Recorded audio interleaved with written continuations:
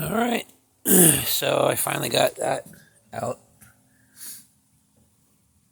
So pretty straight. A couple of parts I kind of went through, like right there, but that's not a big deal. But I got it pretty good. It's still pretty straight. Yeah. So, well, there we go. See, it's pretty straight. And that's it. Just gotta take that last little piece right there. Just gotta cut at the end, and that'll drop right out. And that's the new piece that goes right in. Oh, shit. Oh, something fell. I don't know what the hell that was, but I think that'll fit right down in there. Tack it back in. And I'm just waiting for my other part because they sent me the wrong thing. So we're gonna keep it down here because this is all nice metal up here. So we're just gonna cut that down there, and we'll be good. And then I'll have all this extra metal I can use for other shit.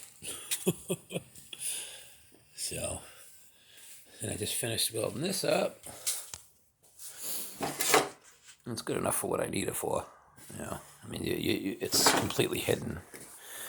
I just needed something to put this weather stripping onto. So,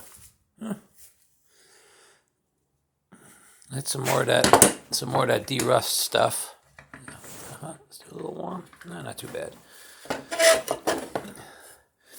I do like a couple of dots, and I hang out, wait for it to cool, because I know you can overheat these and warp the metal. I'm certainly not good enough to know when that is. So this metal's a little messed up right there, but I needed that as a guide to where this goes. So I didn't want to cut it off. So, but I de-rusted the shit out of it. There's no rust in there. And I'll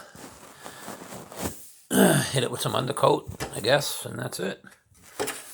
Because you don't see this. This is behind the fender. So the fender's next. I'm gonna cut pieces for that. I don't even really have to grind these down. Just clean them up and cover them. All right, guys. Have a good one. Later.